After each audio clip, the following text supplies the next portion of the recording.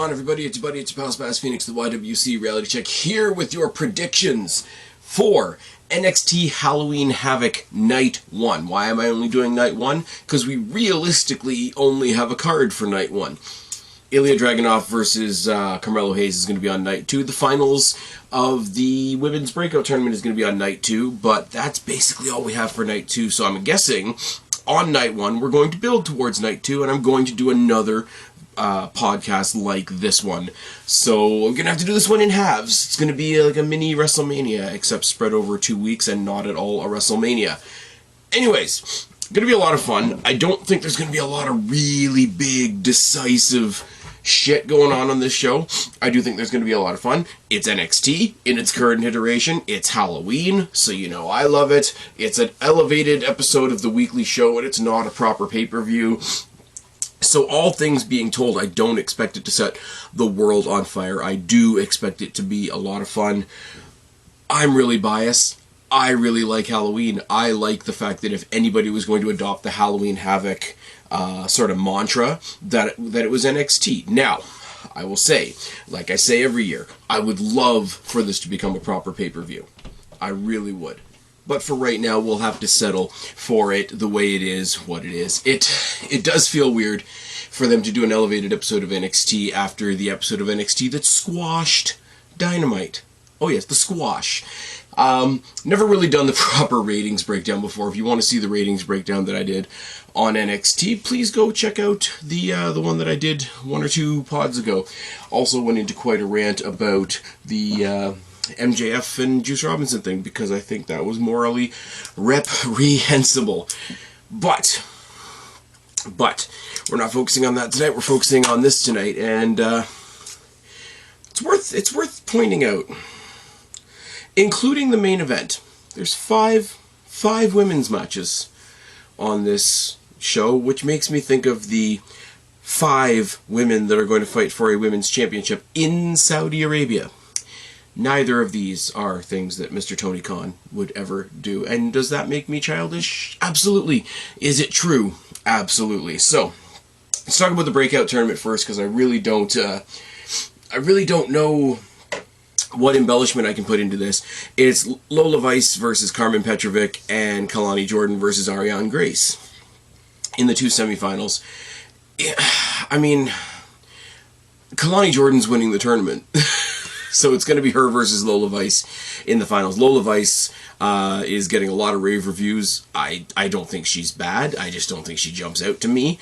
I wish Kalani Jordan versus Ariane Grace, which is the semifinal, was the final. I do think it's kind of cool that it's Santino Marella's daughter. I do think it's kind of cool, this weird pageantry gimmick that she has going on. The Miss NXT thing is really cool. It's really... to give some credit, on the other side of the coin, you've got Toni Storm in AEW that's doing this sort of like 50s black and white actress thing that she's doing, and it's weird enough to be really good, and she's good in the ring. And Ariane Grace, I've seen all of one match of, so a fun gimmick versus Kalani Jordan, who I know is going to win, and Carmen Petrovic and Lola Vice competing to be the one that Kalani Jordan wins, because I think she's winning the whole damn tournament. It sounds like I'm being dismissive. I'm really not. Kalani Jordan was doing that whole gimmick where she was the protege of Dana Brooke, but then Dana Brooke got let go in the most recent set of releases. I do think it's kind of cool how she has incorporated some Dana Brooke-esque elements to her in-ring stuff. I think she did she does the posing, she does the backspring elbow thing and all that kind of thing. I gotta say, as I pause myself mid-thought, I really don't have a voice this week. I'm recording this on Wednesday instead of watching Dynamite, if you really must know. So if anything changes from between now and the time that you guys actually get this, then I can't really do anything about it. And if I sound like crap, I apologize. Thanks for listening anyway.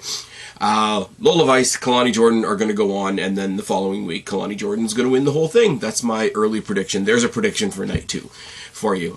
We got 2 Spin the Wheel, Make the Deal matches, and they are both women's matches as well. Gigi Dolan versus Blair Davenport is going to be it's a lights out match and a Devil's Playground match. So there's two hardcore matches. It's absolutely fine. I do love the fact that the show is being hosted by Shotzi Blackheart, who, before she even got to NXT, said she wanted to be the woman to bring hardcore women's wrestling to the WWE. So that's a really cool thing. Shotzi and Scarlett being the co-hosts this year. I don't know whether both of them are doing both nights, or whether she's going to host night 1, Scarlett's going to host night 2, or whether a completely different set of people are going to host night 2. I don't really know. The band New Year's Day, who I've never heard of, are going to be there live to perform their song Vampire, which I've never heard, but it's the theme song of Halloween Havoc, so all of that is fun time. Shotzi's always a good time, like, goddamn.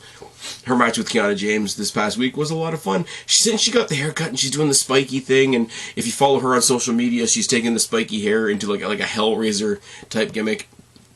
I will say, if you're a fan of Shotzi Blackheart, or if you're a fan of horror movies, Halloween, etc., go follow her channel on YouTube, because she has a whole channel where she just talks about horror movies, and it's fucking awesome. They're like little 5-10 minute videos. They're like bite-sized content, and they're really awesome. And yes, I'm really biased because I met her at Destiny. Check it out, your Spaz Phoenix bucket list. It's fine. Because it's a fun show, I think you're going to get 2 back-to-back feel-good moments. Kiana James is such a badass heel and knows exactly what she's doing with the whole businesswoman shtick, that a loss isn't going to hurt her, and Roxanne Perez should be on the main roster already, so she's going to win the Devil's Playground match. And the lights out match, Gigi Dolan versus Blair Davenport, it's different, because we've had a lot of Gigi Dolan, and Blair Davenport was only revealed as the parking lot assault person because Indy Hartwell got injured and then got called up to the main roster. Let's be real for a second. Roxanne Perez is going to win. Gigi Dolan's going to win. I kind of want Blair Davenport to win, because Blair Davenport's kind of playing like the dangerous monster heel, I just want to hurt people character, and she's definitely doing that. Gigi Dolan, at this point, I think she can eat a loss right now, because I don't think they're lining her up for a title shot anytime soon, which is a bummer. I wish they would. I think even just as an exhibition, Gigi Dolan and Becky Lynch would be fucking awesome. Don't get me wrong. But for where they are in their 2 respective roles, and who's a little farther along in their respective role, I think Blair Davenport should get the win here. If it's a no-rules match and she's the one that's been going around hurting everybody, I think she should win. But with it being a lighthearted Halloween fun show, not a pay-per-view, I think they're going to want to give people mostly send the crowd home happy type moments. So Gigi Dolan gets the win, and it's no shade on Gigi. I'm happy for her to have a victory as well. Because the matches are so similar. Lights Out match. The last Lights Out match they had was with, what's her name? The chick that was asleep all the time. Wendy Chu. And the whole thing was that she was asleep half the time, and she came out in, like, bed stuff, which we don't need to go there. I have a feeling this is going to be a little bit more on the straight Lights Out hardcore gimmick. So that and the Devil's Playground is probably going to be more weapons-based, and Lights Out match is probably just going to be more of a outside the ring brawl if they want to differentiate the two. Like Devil's Playground, I equate that with something like a Weapons Wild match. If you look at the wheel, and I think it was Simon Miller that pointed this out on What Culture, all the stipulations on the wheel, except for a couple that are on there just as jokes, they're all basically hardcore matches with 1 or 2 distinctions here or there. Spin the Wheel, Make the Deal, a lot of fun. They're keeping that consistent with the Halloween Havoc theme. They're keeping that consistent with NXT. Shotzi Blackheart, I think, was actually the one that introduced the wheel the second time this past week on NXT to get one of the matches set up. You can have a flashback to when The Way were still in NXT and Johnny Gargano, I hate wheels. So I do like the fact that they're keeping that up as a thing. No opponent listed, but we are getting the debut next week of Lexis King, the former Brian Pillman Jr.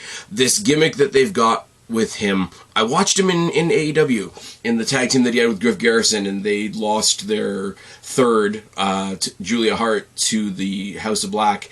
And I hate to say it, and I'm not digging Griff Garrison, who I think has fallen into a black hole, and I'm not digging Brian Pillman Jr., but, I mean, look at Julia Hart.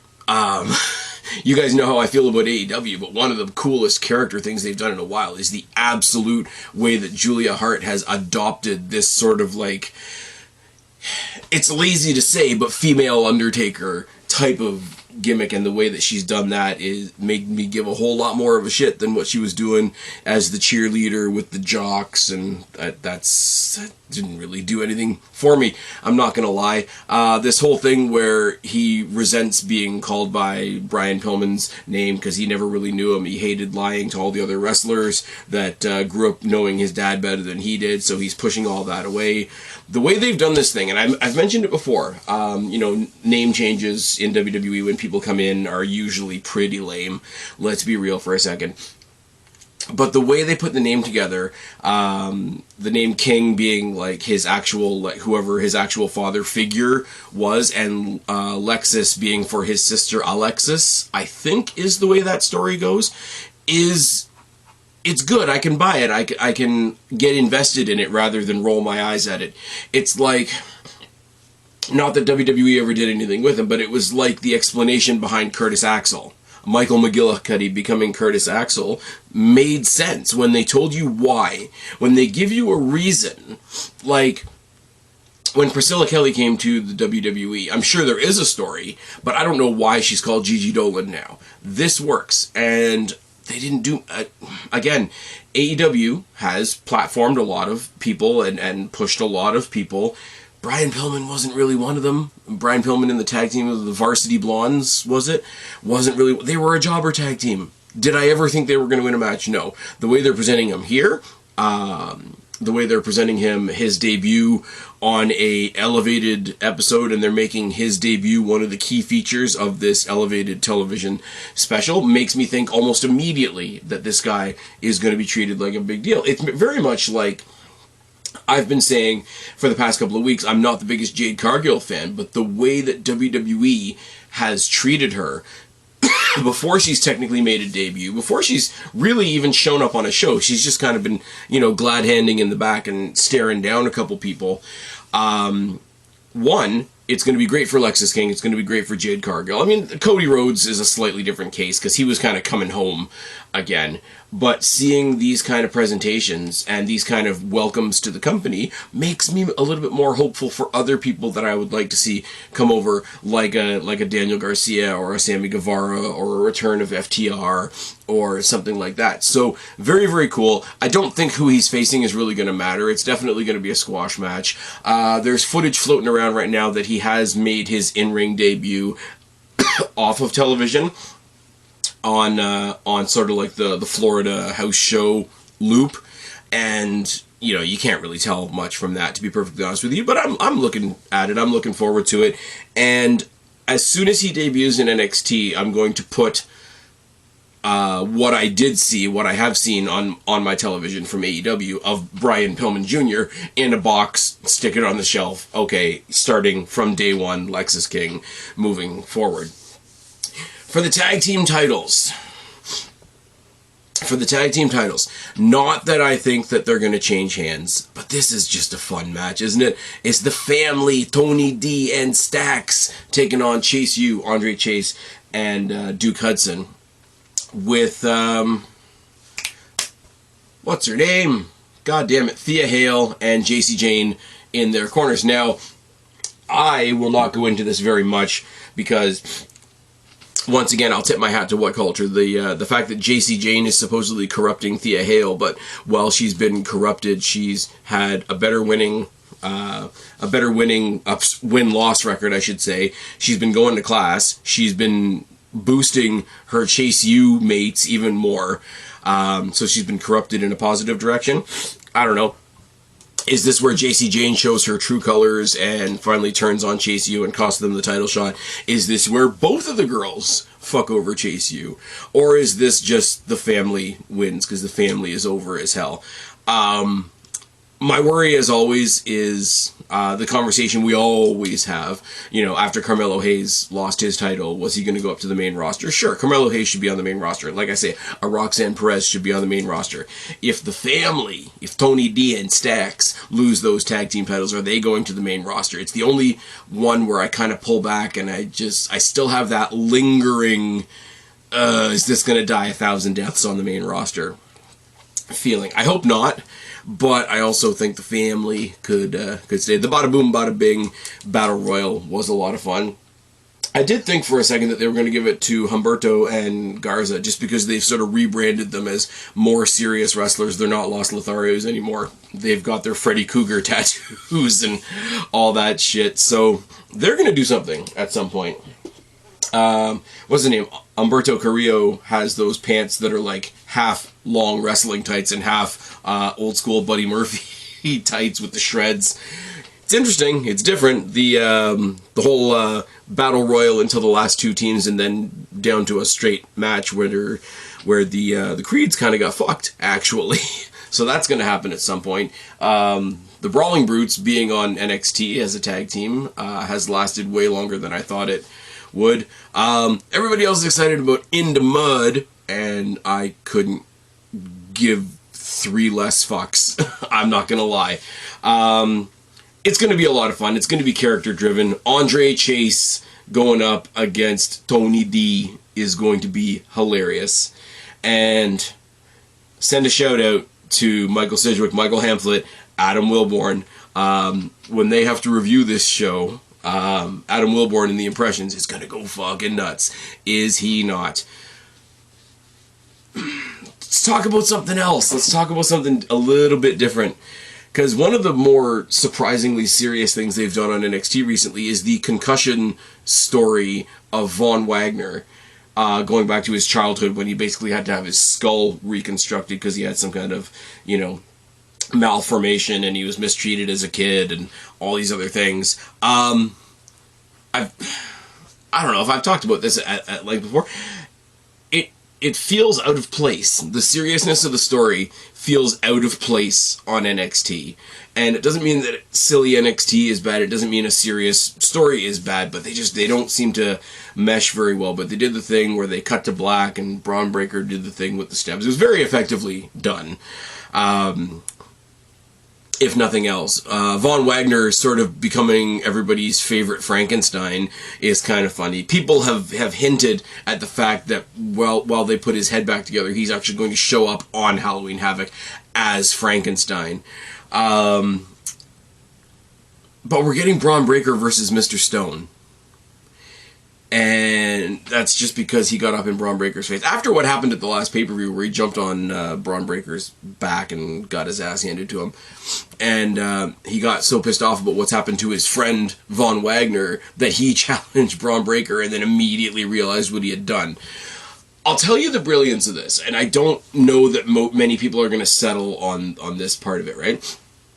For those of you that don't know, for those of you that never watched Impact, and I'm not being condescending, a lot of people don't watch Impact, Mr. Stone used to be Robbie E. He's a wrestler.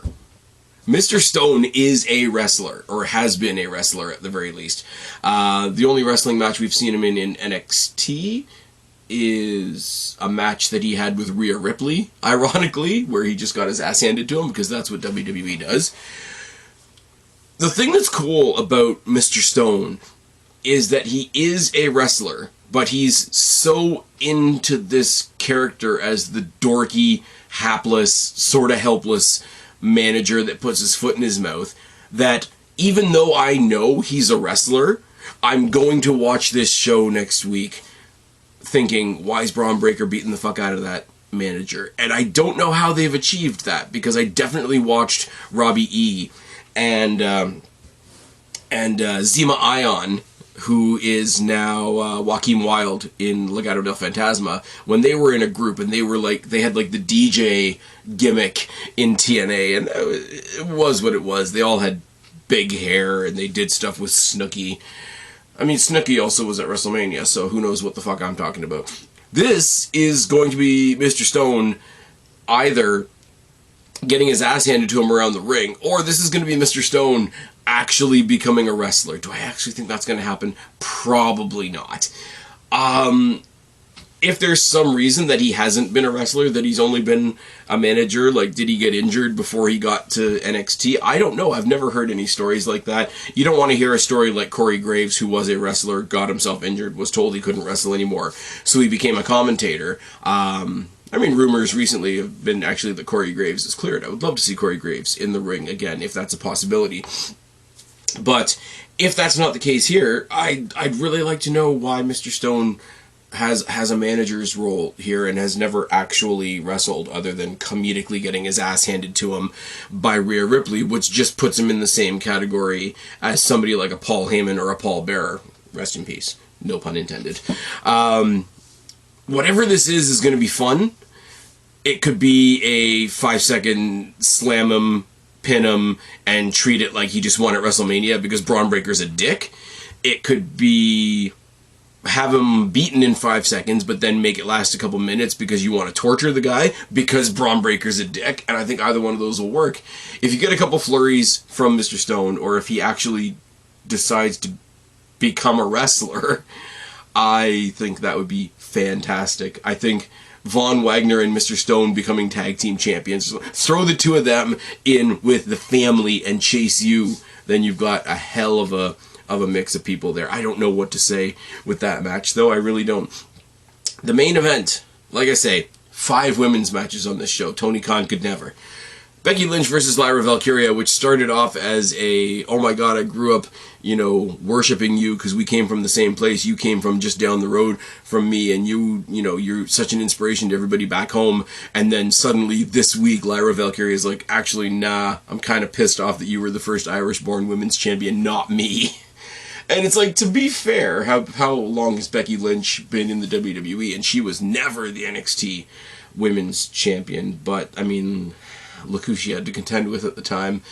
I'm not saying Sasha Banks specifically. Oh, by the way, Sasha Banks, Mercedes Varnado, Mercedes Moné, whatever, that clip that's going around that everybody loves, she's a cunt. Just saying. Yeah, Becky versus Lyra. I think this is one of those. This is going to be what it was when Lyra took on Rhea Ripley. She's going to put on a hell of a fight. Becky Lynch is probably going to even respectfully raise her hand at the end. But Becky Lynch is walking away from this championship. She's going to walk into Deadline.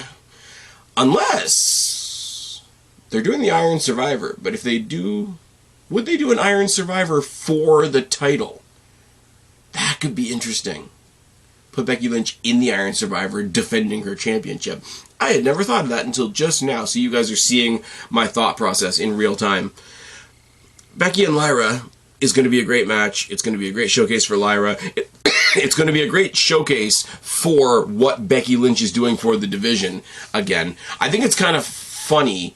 I mean, the story on SmackDown is Io Sky being champion for the first time. The story on Raw and the story on NXT is Becky Lynch and Rhea Ripley, respectively, taking control of their divisions. Rhea Ripley squashing her division so that she stays on top. Becky Lynch absolutely helping everybody in that division flourish. And she's using the NXT Championship as an excuse to boost women on NXT and women on Raw. So that's a hell of a feat, I'm not going to lie. Now, I say there's no way Lyra wins.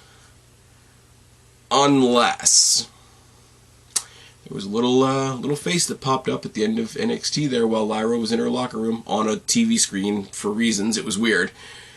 Jade Cargill has gone to SmackDown, she's gone to Raw, she's gone to NXT, but she did the whole pointing at the watch thing, which either means it's clobber in time and Jade Cargill's here to announce that CM Punk is coming back, or she's going to make her presence felt on night 1 of Halloween Havoc.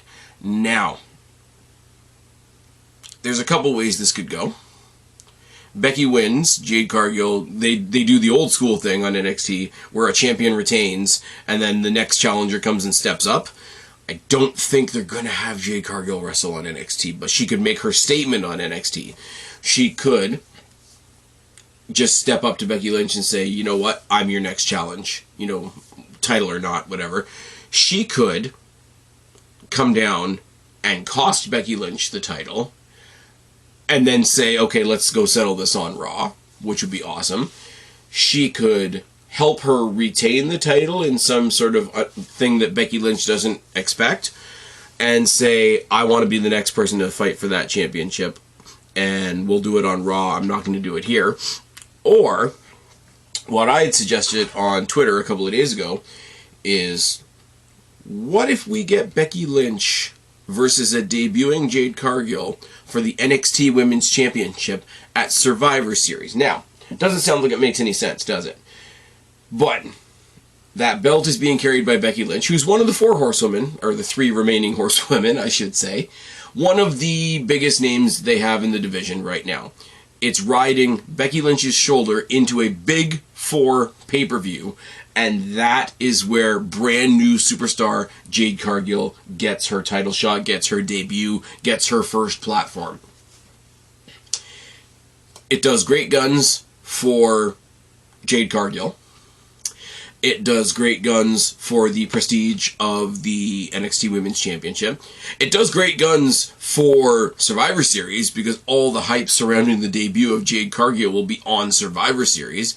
And considering that it's in Chicago and that pay-per-view is going to be hyped enough already, that's awesome. And it'll be another example of what Becky Lynch can do for the company. It used to be when somebody was brand new on NXT, you would give them to Tyler Breeze because Tyler Breeze could give that person the best showing possible. On the main roster, you would give them to, depending on what kind of star they were, you would give them to a Rey Mysterio, a Dolph Ziggler, The Miz, depending on if it's a more character-driven person. But you'd have like those safe pairs of hands, right? And if you give this, if you put so much oomph behind this Jade Cargill thing, Jade Cargill going for the NXT Championship at Survivor Series, and make it that huge, the one that has to hold that up is Becky Lynch, and I think that's a huge feather in her cap as well. Do I think that's necessarily going to happen? No. Do I think she's just going to show up on the stage and wave and say hi to everybody? Maybe we find out what her entrance is in WWE for the first time. Do they go the Tony Khan route? Does she keep her music from AEW and bring it over with her? I don't think that's a huge deal. I don't think that's necessarily something that they would want to do, but it's something that they can look at. It's a wealth of possibilities, shall we say. And, like I say, all of this, all the ladies' matches, all the spin the wheel, make the deal, all those types of things. The debut of Lexis King, the potential debut of Jade Cargill, a really, really fun tag team championship match. You got 2 fun hosts in Shotzi and Scarlett. You got a band I've never heard of playing a song that I've never heard of, but it's going to be live on the show. So that's a lot of fun. Remember when we didn't know who Poppy was? Now we know who Poppy was. Poppy basically became the NXT house band for a second, but let's not worry about that. Tell me what you guys are thinking before night 1 of Halloween Havoc, and let me know in the box below or on Twitter at Spaz Phoenix, or should I say X at Spaz Phoenix. What do you think we're going to get on night 2? Because like I said, we've only got 2 matches really for night 2, and that's Ilya Dragunov versus Carmelo Hayes 3, and the finals of the Breakout Tournament, which is going to be Kalani Jordan winning the Breakout Tournament. Anyways, I've been Spaz, your YWC Reality Check. Subscribe up there, talk down there, start a conversation, keep all these conversations going. Don't be a stranger. I will talk to each and every last one of you later, but for right now, I am tagging out. Bye, guys.